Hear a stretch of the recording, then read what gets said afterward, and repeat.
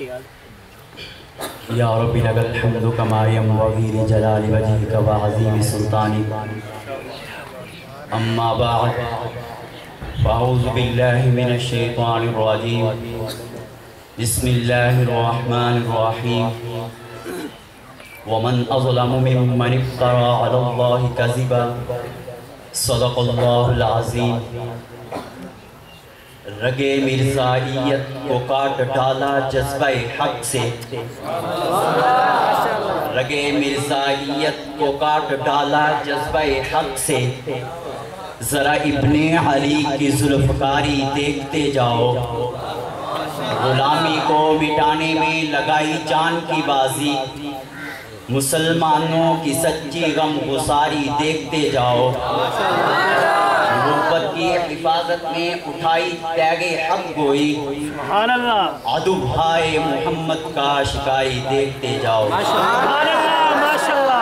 میرے انتہائی واجب الاحترام قابل صد تعظیم و تکریم کرسی انصاف پر موجود منصفین حضرات، آج میں اس بزم دلربا میں جس موضوع پر اظہار خیال کرنے کا متمنی ہوں وہ عقیدہ ختم نبوت کے عنوان سے معنون ہے۔ سامعین محترم، ختم نبوت کا مطلب یہ ہے کہ اللہ تعالیٰ نے جہاں کی ہدایت کے لیے جن انبیاء علیہ السلام کو بھیجا، ہمارے آقا ہمارے محسن حضرت محمد صلی اللہ علیہ وسلم ان کے آخری نبی ہیں۔ آپ کا نام باقی، آپ کا دین قائم، آپ کی تعلیمات زندہ، آپ پر نازل ہونے والی کتاب ہر جگہ موجود، آپ کی شریعت کو سمجھنے سمجھانے والے ہر طرف پائے جاتے ہیں۔ ارشاد نبوی ہے لا یزال من امتی امت قائمت بامر اللہ، بخاری شریف جلد نمبر 1 صفحہ نمبر 16۔ ہمیشہ رہے گی میری امت سے ایک جماعت اللہ تعالیٰ کے حکم کو قائم کرنے والی۔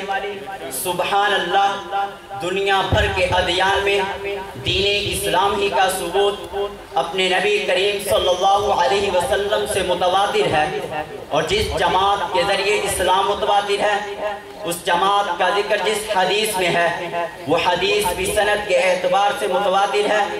عام طور پر ختم نبوت کے لیے سورۃ الاحزاب کی یہ آیت پیش کی جاتی ہے ما کان محمد ابا احد من رجالکم ولکن رسول اللہ وخاتم النبیین، محمد تم میں سے کسی کے باپ نہیں اور لیکن وہ اللہ کے رسول اور آخری نبی ہیں۔ اس میں آپ کا نام لے کر آپ کو اللہ کا رسول اور آخری نبی کہا گیا ہے۔ سورۃ الاحزاب مدنی سورت ہے، اس سے یہ نہ سمجھا جائے کہ ختم نبوت کا عقیدہ مدینہ میں نازل ہوا۔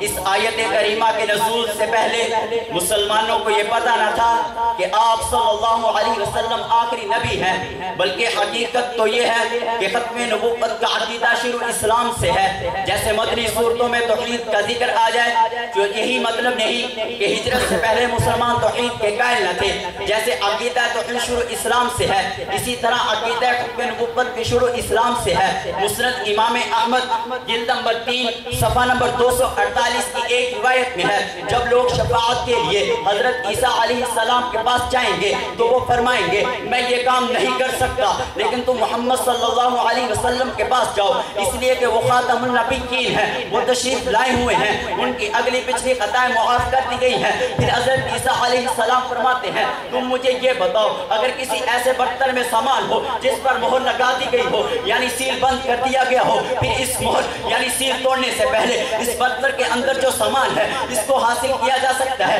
وہ کہتے ہیں نہیں نہیں۔ حضرت عیسیٰ علیہ السلام فرماتے ہیں اسی طرح حضرت محمد صلی اللہ علیہ وسلم خاتم النبیین ہے۔ سامعین محترم، حضرت ابن عمر رضی اللہ تعالیٰ عنہ کی مشہور حدیث ہے کہ اسلام کی بنیاد 5 چیزوں پر ہے۔ بخاری شریف حدیث نمبر 8، مسلم کتاب الایمان حدیث نمبر 16۔ پہلا رکن کلمہ شہادت، دوسرا رکن نماز، تیسرا رکن زکوٰۃ، چوتھا رکن روزہ، پانچواں رکن حج۔ آیات ختم نبوت میں ہم نے ان 5 ارکان سے ختم نبوت کو ثابت کیا ہے۔ چند آسان باتیں سمجھ لیں۔ کلمہ شہادت کے 2 حصے ہیں، ایک اشہد ان لا الہ الا اللہ، دوسرا اشہد ان محمد رسول اللہ۔ جب تک بندہ ان پر قائم ہے تو پہلا رکن اس کے پاس موجود ہے، کسی اور نئے نبی کو ماننے کی ضرورت نہیں رہی۔ انبیاء سابقین پر ایمان تو وہ آپ پر ایمان لانے کے ضمن میں موجود ہیں، جیسے آپ کے سے پہلے انبیاء کو مانے بغیر کوئی انسان مسلمان نہیں۔ اسی طرح آپ کے بعد نبوت کے جھوٹے دعوے داروں کی تکذیب کی ضروری ہے۔ نماز تک میں نبوت کی دلیل ہے، کیونکہ نماز میں کہا جاتا ہے اشہد ان لا الہ الا اللہ واشہد ان محمدًا عبدہ ورسولہ۔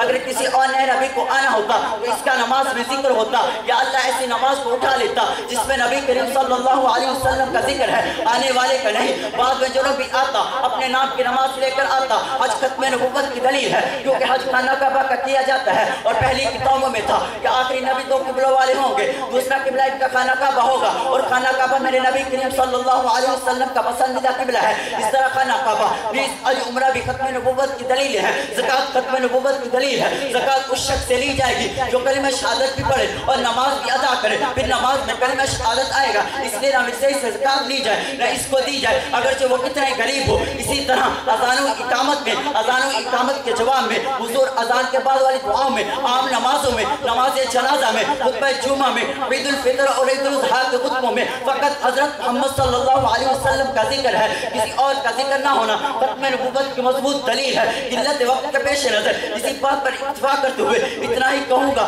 جو ہوں فرعون میں ان کو خدا کہہ دوں یہ مشکل ہے، جو ہوں فرعون میں ان کو خدا کہہ دوں یہ مشکل ہے، جو ہوں دجال میں ان کو انبیاء کہہ دوں یہ مشکل ہے، مجھے زنجیر پہنا دو، مجھے سولی پہ لٹکا دو، مگر میں راہزنوں کو رہنما کہہ دوں یہ مشکل ہے۔